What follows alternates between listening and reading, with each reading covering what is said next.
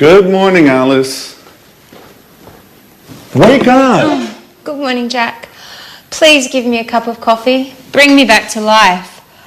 I'm still asleep. Here you are. So, what are you doing today? Well, first I'm taking a shower. And after that, I have my daily appointment with Ask the Stars. Ask what? Don't you know it? Sorry, no. It's the horoscope I listen to every morning on the radio. It's fantastic. I can't start my day without it. How can I go out in the morning without the advice of Ask the Stars? Please, Jack, this is not a joke. Our entire life is driven by planets.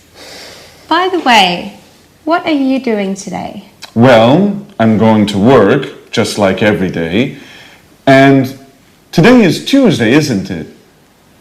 I have to go to the karate gym. Wow. Are you doing anything this evening? No, I don't have anything planned. Well, Sharon, Ann and I are going to the cinema. Maybe Peter is coming too. Would you like to come? That sounds great. Which film? We're seeing Interview with the Vampire. Not that film, guys. I hate horror films. Why don't we go to see the latest Julia Roberts film? Oh, please. We don't need more romance. We already have our love story in the apartment next to us. With Peter and Sharon, I mean. Okay, you are right. Let's go to see Interview with the Vampire then. Well, I think I prefer to stay at home. Now I've got to go to work. See you later. Is everything okay, Jack? Yes. Why? It's late, that's all. Bye. Bye.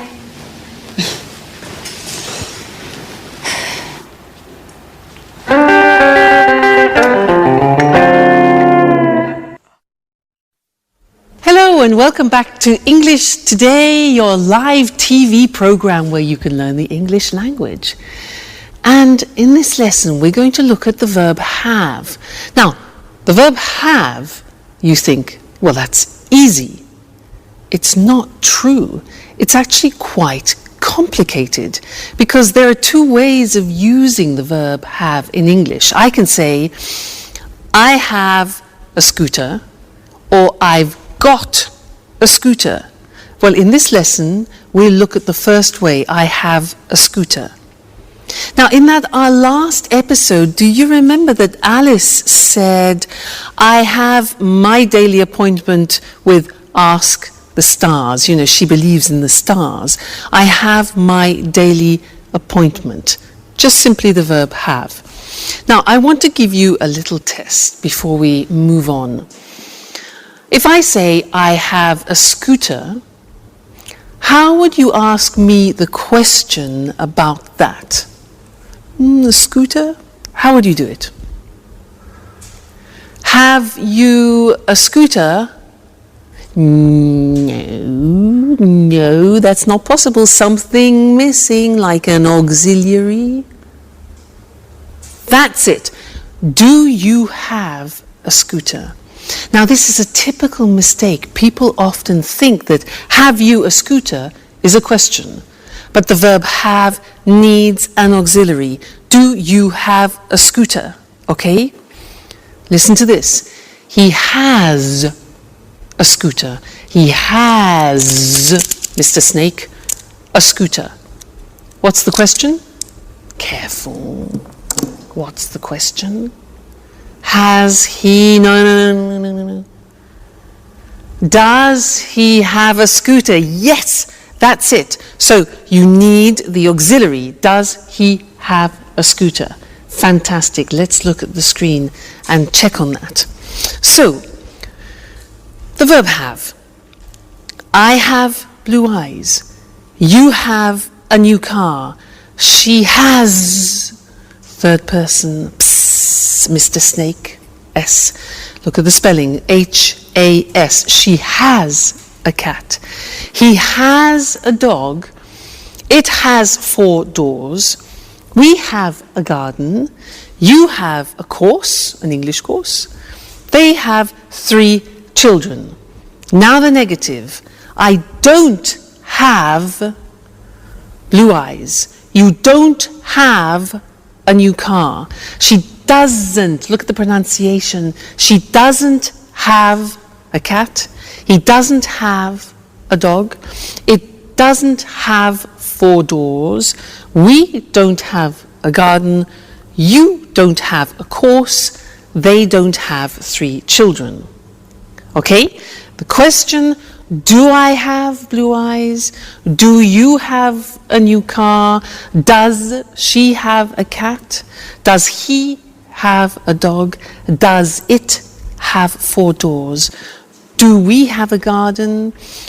Do you have a course? And do they have 3 children? Okay, so that's the verb have. Don't forget the auxiliaries do and does. Now, another interesting thing about the verb have is that often we use it in special expressions which make up verbs with particular meanings. And in other languages, here in these situations, you hear make. Let me show you. We say to have breakfast, breakfast in the morning, to have lunch, 1 o'clock, and to have supper. So to have breakfast, to have lunch, to have dinner. Now dinner is what time? Dinner and supper, what's the difference? Dinner at 8 o'clock in the evening. Supper is something we have at about 10:30 or 11 o'clock at night. All right? So we use the verb have for these. We don't say to have a breakfast, but to have breakfast, have lunch, have dinner, have supper. Other things, we say to have a cigarette. We say to have a cup of coffee, to have a drink of any sort. We also say to have a shower in the morning, to have a shower. In other languages, they use make a shower or make a bath, for example. But in English, we say to have a shower, to have a bath in the bathroom. We also say to have a rest. We say to have a party. Did you have a good party? We say to have fun, which means to have a good time. Okay? So these are very common expressions which we always use with the verb have. Have breakfast, have lunch, have dinner. Okay. Now, when we go back and listen to our friends, they will introduce the other form, have got. And then afterwards, I'll tell you all about it. All right? So see you then. Bye. Fly me to the moon. Let me. Have you got a moment, Peter? I've got a problem with my computer. I don't know very much about computers. And I'm going out. They're waiting for me at the theater. Always busy, huh? Okay, Sharon, take it easy. Shall we have a look? Thanks, Peter. You've got a big heart. Let's see if I can help you before you thank me. All right. I can't use this program. I use it every day, and today it isn't opening. Why don't you turn the computer off and then turn it on again? Okay, Peter, that's really a great idea. You're a genius. How can I do without you? I know, my dear. What are you working on? I'm writing my curriculum because I would like to find a new job. Listen, Peter, I don't know how to write it. Can you help me, please? I'm sorry, Sharon. I'm in a hurry. I have no time. I'm late. They're waiting for me. Very kind, as usual. Listen, Peter, Anne, Alice, and I are going to the cinema this evening. Would you like to come? I'd like to, but I can't. I have to... Go to the theater, yes.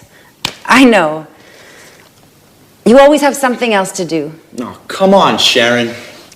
What's the problem? Maybe you're jealous of my career. Oh, Peter. I'm just tired of always coming second.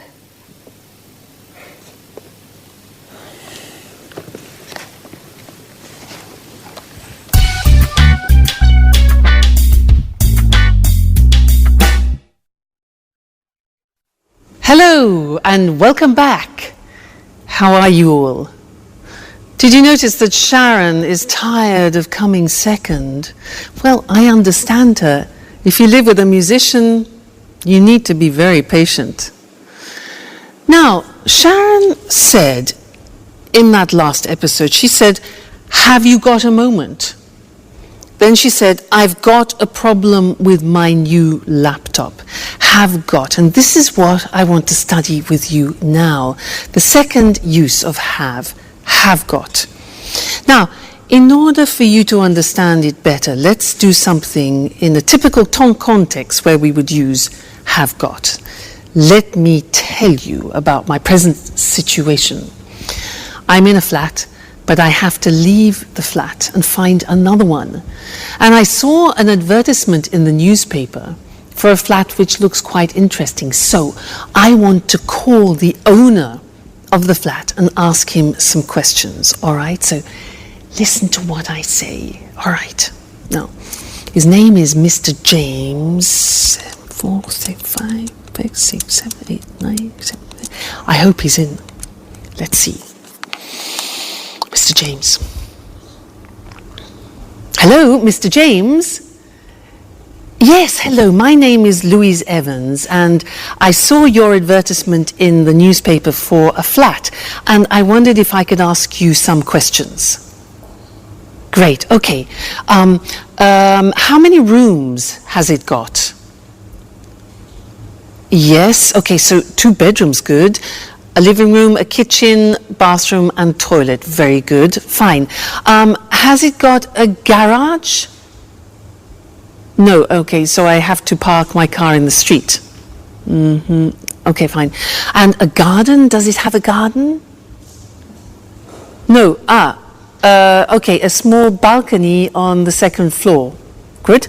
Fine. And has it got central heating? Central heat. Yeah. And kitchen electricity. Oh, well, okay, an electric kitchen is fine. Why not? Another thing is air conditioning. It gets very hot in England in the summer now. No. All right. Does it have easy access to public transport? Oh, good. So there's a tube nearby. Fantastic, good. Another thing is, has it got big windows? Because I love a lot of light. Small windows. Right. Has it got any views? The road and the neighbour's garden. Okay. And one more important thing. How much does it cost a month? £1,250. Right. Okay, thank you very much. Yes, I'll think about that and I'll call you back. Okay, fine. Thank you very much. Thank you. Goodbye. Bye. £1,250? Oh my God, that's a lot of money for a flat. I can't afford that. It's impossible.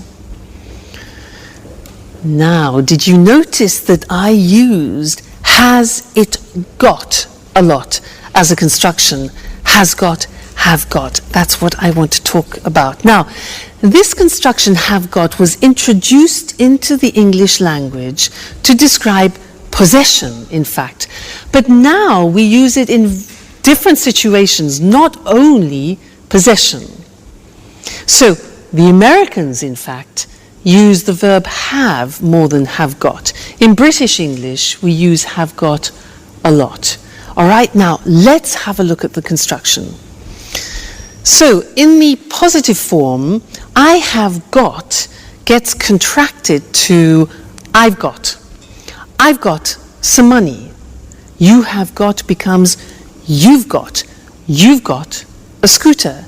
She's got, she has, she's. Looks like the verb to be, but it is in fact has. She's got long hair. He's got a shop. It's got a balcony. We've got a house. You've got some CDs and they've got some plants. All right? So that's the positive. Now, the negative. In the negative, the auxiliary have turns into a negative auxiliary. So, I haven't got any money. You haven't got a scooter. He hasn't got long hair. She hasn't got a shop. It hasn't got a balcony. We haven't got a house. You haven't got any CDs. And they haven't got any plants. So hasn't and haven't. And then in the questions are easy. We use have or has. So, have I got any money? Have you got a scooter? Has she got long hair? Has he got a shop? Has it got a balcony? Have we got a house? Have you got some CDs? And have they got some plants? So it's not really difficult grammatically. You have to remember the auxiliary have and has, and then remember to put got. All right? Now, you'll come across this a lot, especially in subtitles in films. So watch out for it, and we'll keep practicing it. Great! So that's the end of this lesson, and I'll see you again live very soon. Bye!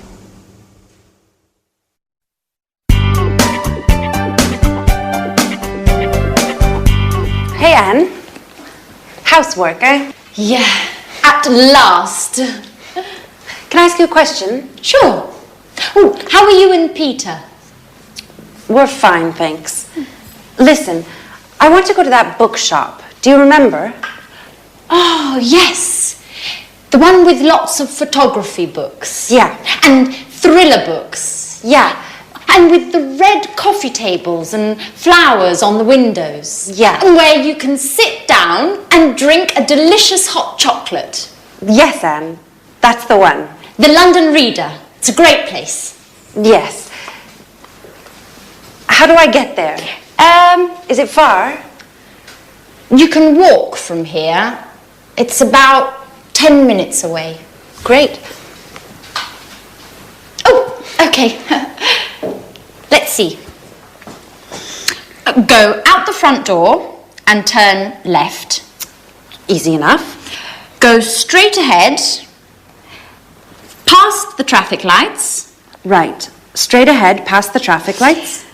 Turn right into June Lane. June Lane. Then follow June Lane to the end of the street and turn right into May Avenue. Just a moment.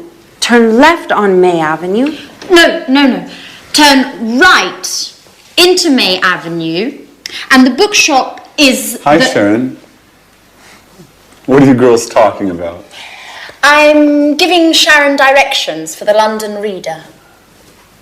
So, turn right into May Avenue, and the bookshop is the second shop on the left, next to the butcher's. No, Anne. Sharon, the bookshop is on the right, past the museum and between a chemist and a bank. No, Jack, you are wrong. The bookshop is... Okay, guys, be quiet. Don't worry. I've got my map. Sharon, I can come with you, if you don't mind. Great. That's very kind of you, Jack. Jack, housework? Do you remember?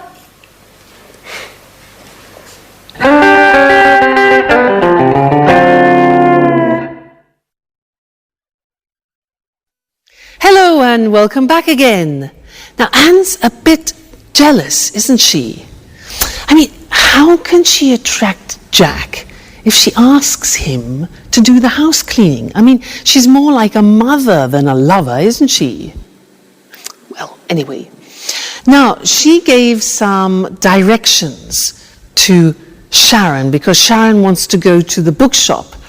And actually, Mr. Monkey wants to go to the same bookshop. So I want to test those directions to see if they work. Let's imagine this is the bookshop, okay? Mr. Monkey wants to go there. So let's see her directions. So go out of the front door and turn left. Okay, Mr. Monkey, turn left. Great. Then go straight ahead. Go straight ahead until the traffic lights. You know traffic lights? Traffic lights are red, amber, green. Okay, traffic lights. And at the traffic lights, turn right, like that, into June Street. Okay, follow to the end of the street. Then turn right again. Okay, and go down May Avenue. This must be May Avenue. And the bookshop is the second on the left. 1, 2. Here's the bookshop. They work. Now, I was using the language of directions. So I want to go to the screen now and show you that language. The language we use for giving directions to people. All right? Now, we usually use the imperative form. What is the imperative? The imperative is just the infinitive form of the verb. So you can say, take the first left or the first right. Take, okay, that is just an infinitive. Take the first right or the first left. You could say, take a bus to. Take a train to. Take the subway. Now, in America, they say subway, and in Britain, we say tube. Take the tube to. Okay? Another example. Turn left, turn right. So turn is the verb. Turn left, turn right. Okay? Another possibility is go straight on, which is an expression we use in Britain, or go straight ahead, which is an expression that they use in America. But we use both. Straight on, straight ahead. All right? Then we can say go past the shop or go along the street, a road, or an avenue. Again, we use go, it's the infinitive, and it's the imperative form, all right? Another example, at the end, we can say the position. It's next to, it's near to, it's opposite, it's between, it's on the left, it's on the right. You remember the prepositions that we did at the beginning? Well, that's to indicate the actual spot. Great, so that's giving directions using the imperative form. Now, let's go back to our friends in That's Life and listen to Jack, who is giving Alice instructions about using the internet. And listen to the imperatives that he uses, and I'll see you later, all right? Bye for now.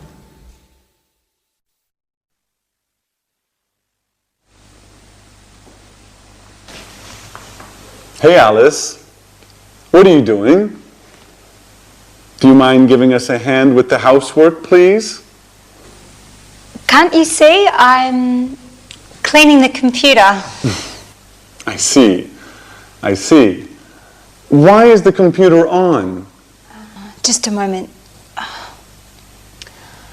I don't understand how to connect to the internet on this computer. Can you help me? Okay, but just for one moment. Thanks, Jack.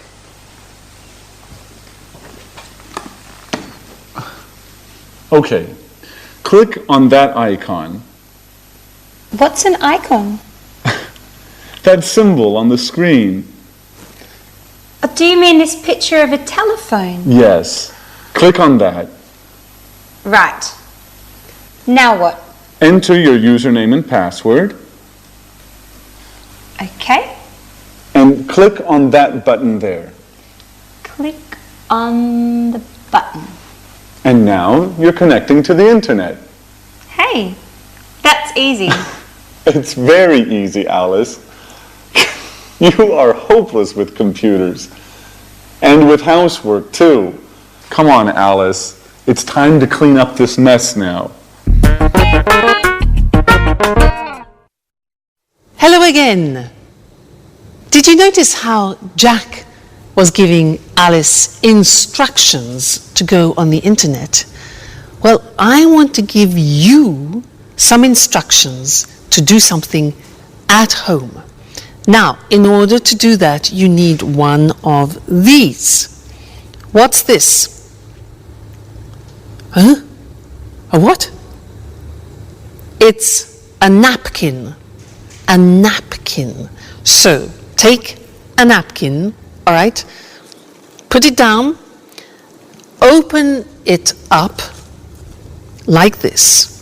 Okay, so we have an open napkin. Anyway, now, take the bottom of the napkin and fold it over a little bit, like that, okay?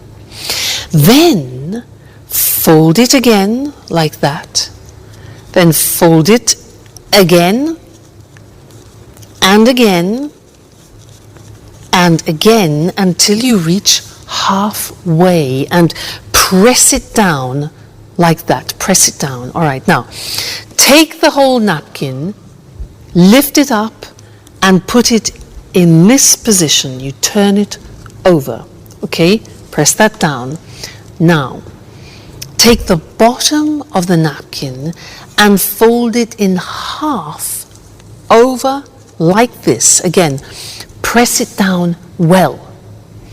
Now, take this part of the napkin here on the right and fold it right down along the folds on the left. Press down. Then take all of it up like this and fold this bit over so you create a support like that. Then turn it around and bing!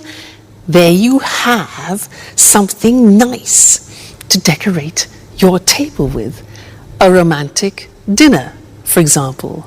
All right? So I gave you instructions in order to do that. And we're going to look at that on the screen because I used imperatives to give you the instructions as I used for giving directions. All right? So let's see. Let's use some other examples related to the computer and the internet.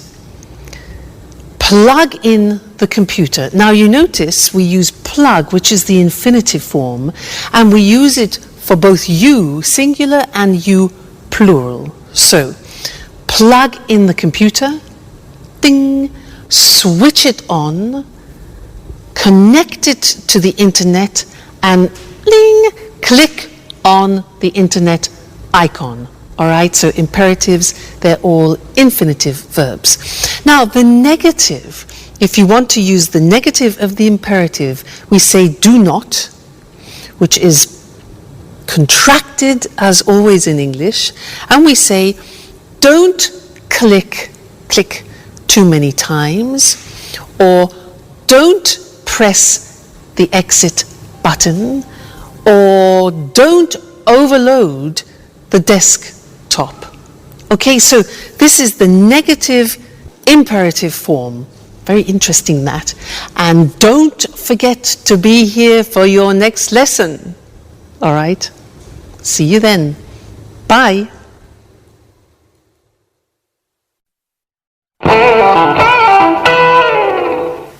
Jack, where were you yesterday evening?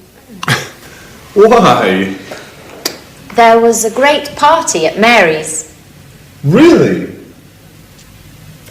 I wasn't invited. I can't believe that.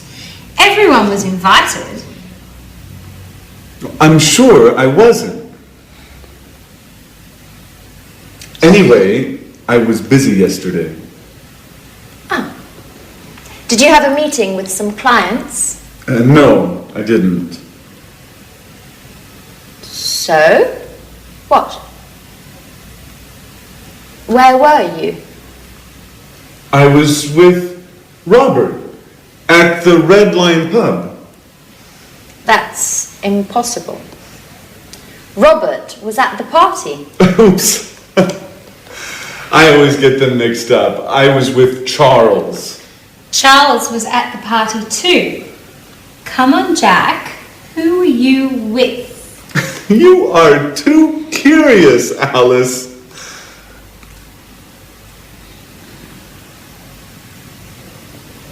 Okay. I was with a girl. Uh-oh. And? And what? Well, what's her name? Do we know her? How old is she? Stop, Alice, stop. It's none of your business. Okay, you don't want to tell us. That's okay. I like mystery. It makes life exciting. Well, let's change the subject. Peter, where were you yesterday evening? Why weren't you at the party? I was at the theater. We are preparing the performance. And you, Sharon? Where were you? Me? Where were you? I was at home watching a film on TV. Which one? The latest film starring Nicole Kidman. What's the name? Yes, Moulin Rouge. Really? That's strange. I remember. Here, look, it's on TV today. Really? Oh, they always show the same stuff on TV. Oh, don't get up. I'll get the door.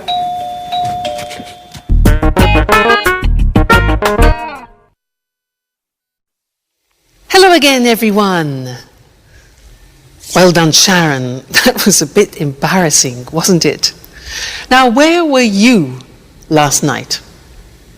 Well, I wasn't at a party. I wasn't in a pub like Jack. I wasn't at the theatre.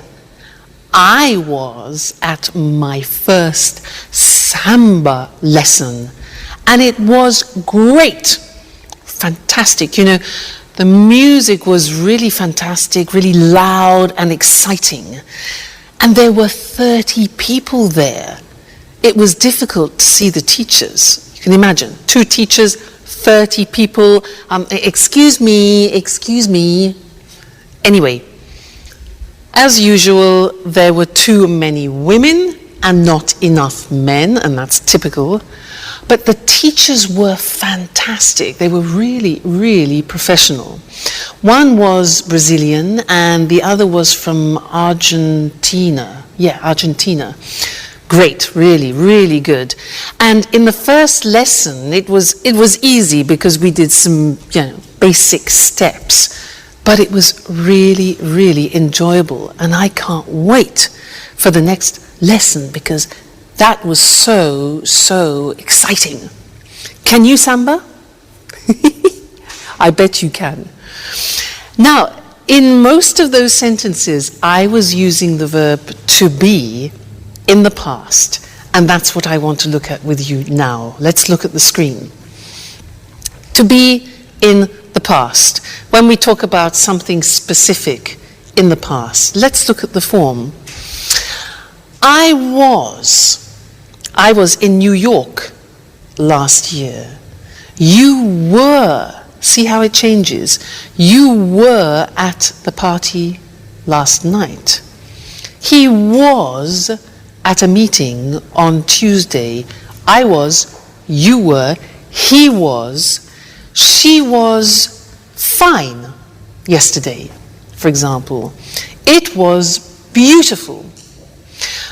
We were at school on Monday, you were happy, and they were in London 2 weeks ago. So you see, I was, you were, he, she, it was, we were, you were, they were. Be careful about that. It's easy to make a mistake. Now, what about the negative form? Well, was becomes wasn't. Listen to the pronunciation. Wasn't, wasn't. Okay? So, I wasn't on time this morning. You weren't here yesterday. He wasn't at the party last night. She wasn't very happy. And it wasn't difficult. Okay? We weren't at work on Saturday. You weren't on time for work. And they weren't on holiday last month. So wasn't and weren't. Question form, listen to these. Where was I yesterday? Where were you last night? Where were you last night? Where was he last week? Was she at work yesterday? Was it an easy test? When were we there? What time were you at school yesterday? And how often were they in class? So, the verb to be in the past tense, I was, you were, he, she, it was, we were, you were, they were. Very important. You can't live without that verb to be in the past. All right? Great. Well, we will continue with the past in the next lesson. So, see you then. Bye.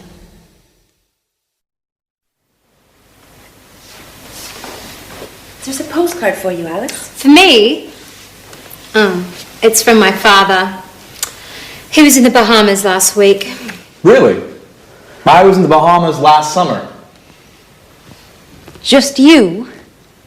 Oops. Sorry, Sharon. We were in the Bahamas last summer. It was sunny and hot. Perfect weather for swimming and relaxing. It was fantastic. Fantastic. Yeah, fantastic. I'm sure it was. Oh, I prefer holidays in the winter. It's too hot in the summer. I like going to the mountains and skiing. My last holiday was 2 years ago. 2 years ago? Yes, it was a long time ago. I need another holiday soon. Anyway, was your father on holiday in the Bahamas, Alice? No, he wasn't. He's working on a new play there. Oh, how fascinating it must be being a director. Fame, money, and a lot of travelling around the world. And no time for family. Just a few calls, postcards, and a lot of misunderstandings. Why don't you call him now? I don't think that's a good idea. Why? When was your last call? 3 weeks ago? That's a long time. Come on, Alice, call him. I'm sure he'll be happy to hear from you. Well, maybe you're right. Okay, I'll call him. Thanks, Jack. For your advice, I mean.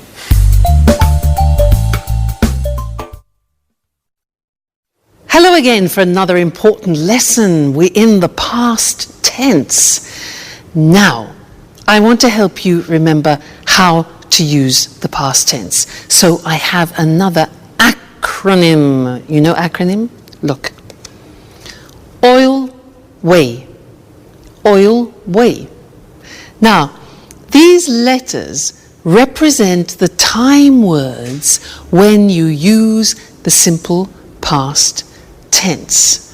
What do I mean by that? Well, this one, for example, let me give you an idea. This stands for yesterday. Okay? Yesterday. Now, when you have yesterday in the sentence, you always use the simple past. Okay? Now, do you know what the other words are? Let's have a look. easy one could be this. Last. Last, do you know that? Last week, I was in Paris. Last week. Okay? Now, what about this one? 2 days ago. Very good. So, 2 days ago, we were at the sea, for example. So, this is ago. We have last, yesterday, ago. This one, that's more difficult. Yeah, it is difficult. It's on in English, and we use it with days and dates. And in some languages, it doesn't exist. So we say on Monday, on the 7th of July, for example, on. This one here, in. Okay, when do we use that? Yeah, months, for example, in January, in February, in March, and also for years in 1961, in 1970, etc. This one, when. Okay, with when we use the past tense. So, for example, when were you there? So, oil on, in, last, when, ago, yesterday. It's like a rhyme. On, in, last, when, ago, yesterday. You need to memorize those. We'll look at them on the screen now. But it's important for you to memorize them, to remember that when you're speaking, on, in, last, when, ago, yesterday help you to remember to use the simple past. So, to revise that. Our acronym OIL WAY. On we use with days or specific dates. So, the party was on Friday, or he was in London on the 2nd of March. Okay, the date. Then in with a specific year or with months. So, for example, she was born in June in 1976. Next, last. Last with, for example, the previous week, last week or month or year. So the examples are, they were in Vienna last month. When. Now, when with a past time clause, sometimes in the question, sometimes in the middle of the phrase. So, I was very happy when I was a teenager. Okay, that's when. Then ago, for example, 2 days ago, 2 months ago, 3 years ago. We were at the meeting 3 weeks ago, right? And then the last one, easy, yesterday with the previous day. So I was at the cinema yesterday. All right, oil way, don't forget it, memorize it. On, in, last, when, ago, yesterday, always with the simple past. All right, that'll open up a world for you. Great. We will still do more about the simple past. It's an important tense. But the verb to be is often the one which people forget. So be very careful when you're speaking. All right? Great. Well, happy studying, and I'll see you again very soon. Bye. Good evening and welcome to this week's edition of The Travel Programme, the programme about everything to do with travelling and holidays. Here in the studio with me, as always, is Christine Oteng, our travel expert. Hello, Lucy. Well, summer's approaching and the summer holidays are too, so have you got any suggestions for the holidays? Well, let's see. Are you bored with your usual holiday? Are you tired of beaches or trips to the mountains? Would you like to say no to museums, city tours and shopping? Well, why don't you try something new and exciting? What exactly do you have in mind? How about a holiday hunting for ghosts in a castle in Great Britain? Hunting for ghosts in a castle. That's certainly a change from lying on a beach. It sounds exciting. It is exciting, something really different. Just right if you love adventure. But what do you have to do? Do you spend all the time looking for ghosts? No, not all the time. In some ways, it's like a normal holiday. In the morning, you have a traditional English breakfast, then you go for a walk or visit a local town. In other words, you do the things you always do when you visit a foreign country. But the fun starts in the evening. You have dinner, and then the ghost hunting starts. With the help of 1 or 2 ghost experts, you search through the haunted castle until late at night. Oh, it sounds frightening.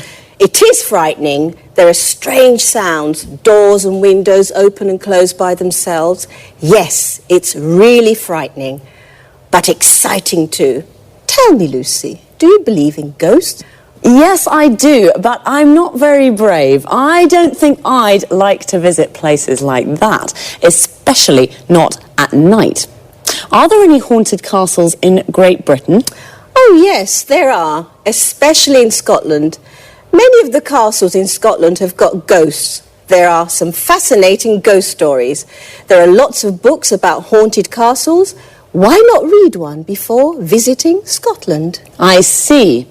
A holiday spent looking for ghosts. A night in a haunted castle would certainly be a memorable experience. It certainly would. And if you want to see even more ghosts before you return home, try a ghost walk. In London, visit places in London famous for strange and unusual happenings. Christine, this is definitely an interesting idea for a holiday with a difference. Well, if you're curious about ghosts and you love adventure, this could be just the holiday for you. Thanks, Christine, for this unusual holiday idea. You're welcome. Goodbye. And goodbye to all travellers. See you again soon. Do you believe in ghosts? To believe in ghosts means you think that ghosts exist. If you do, then you say, I believe in ghosts. We say that a castle is haunted when it has a ghost or more than one. We say it's a haunted castle. Now, there are lots of different kinds of holidays, and the holiday Christine just told us about is an adventure holiday. Looking for ghosts in a castle is an adventure. But personally, I prefer beach holidays. They are definitely more relaxing. Or perhaps you prefer city holidays. A city holiday is when you visit a city. So let's look at some of the things you can do when you have a beach holiday. You lie on the beach in the sun and relax. This is called sunbathing. You go for a walk on the beach or go for a swim in the sea. Notice the expression go for. You can visit a local town. Local means that it's near the place where you are. What about when you have a city holiday?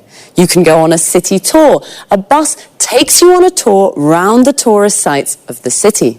A tourist site is something that tourists want to see. For example, the Colosseum in Rome or Buckingham Palace in London. You can go for a walk around the city and visit the tourist sites. We call this sightseeing, and we say, go sightseeing. Just one last thing. Remember, there is a difference between travel and trip. To travel is a verb. When you go on holiday to a different city or country, you travel. A trip is a noun, and it's like a short holiday. You say, go on a trip. This means to go somewhere for a short time. For example, go on a trip to Scotland. Goodbye for now, and see you next time. Good evening, and welcome to this week's edition of Let's Talk, the Saturday debate with our commentators, Tom and Marie. Good evening, Eric. Good evening. Well, this evening, let's talk about the differences between the generations. What do you think about this issue, Tom? I think that over the last 50 years, lifestyles have changed a great deal. There's been a lot of progress. New technologies have helped here. Think about healthcare. It's very good today. Television and internet tell people about the world and what's happening. So, lots of progress. Do you think life is easy today? Yes, I think it is. There are lots of opportunities for everyone. Let's take travel as an example. In the past, it was impossible to travel a lot. Today, we can fly to lots of cities in Europe, and it's very cheap. I'm sorry, I don't agree with you, Tom. I mean, it's true that lots of things are easy now, but there are also lots of things to worry about, and there's lots of stress. In the past, life was simple. It was all about the family and family values. Do you think that people today are confused about how to live life? That's exactly what I mean. Today, people marry when they're 30 or 35. When my grandmother was young, it was usual to marry young and start a family. Well, things are different today. I mean, women work now. 50 years ago, only a minority of women worked. I think this is very important for female emancipation. I agree with you, Eric. Today, women are fulfilled. They play an important role in society. Yes, but it's not easy for women. They have less time for the family, the children, and the housekeeping. I'm not sure that my grandmother would agree. Life was hard for her. There weren't any washing machines, or dishwashers, or vacuum cleaners. She was the washing machine, the dishwasher, and the vacuum cleaner. And after all that work, there was nothing to do. She stayed at home all the time. Today, people go out 3 or 4 times a week to the pub, to the cinema, or to the disco. My grandparents were always at home. Well, life is definitely different now. According to Tom, life was hard in the past. Now everything is easy. Marie doesn't agree. She thinks that life today is difficult and that people have lots of cares, worries, and stress. And what do you think? Well, it's time to say goodbye to our commentators. Goodbye. Goodbye. And we'll see you again soon on the next edition of Let's Talk. Okay, first of all, let's have a look at the expressions we use to discuss our different ideas and opinions. What do you think about this idea? This is a good way to ask someone's opinion, or simply, what do you think? How about when you don't agree with someone's opinion? You can say, I'm sorry, I don't agree with you. This is a polite way to say, I don't agree. If you do agree with someone, then you say, I agree with you. When we give our opinions, we usually start with, I think, or I don't think. The use of that after think is optional. So we can say, I think it is important, or I think that it is important. Another useful expression is, I mean, and when we use it to explain our ideas better. Let me give you an example. Things are different today. I mean, women work now. So I say things are different, and then with I mean, I explain how they are different. What about the vocabulary we use to talk about the things that have changed in the last 50 years? Let's take healthcare. It's the protection a country gives to its people like doctors, hospitals, and medicines. These are all parts of healthcare. Another important thing is female emancipation, the freedom of rights that women have. And some things that we have in our houses now, which make our lives easier, are the washing machine. This is the machine that washes our clothes. The dishwasher, the machine that cleans the dishes, plates, and glasses. And the vacuum cleaner, the machine that cleans the floor. Before I say goodbye, I just want to look at a little word that we use a lot. It's lot. And we use it to express quantity. We can say a lot or lots of, and it means a big amount. We use it with verbs. We say a lot, and it comes after the verb. For example, today people travel a lot. And when we use it with nouns, we usually say lots of, and it comes before the noun. For example, there's lots of stress today. Well, that's all from me. See you soon for another edition of Let's Talk.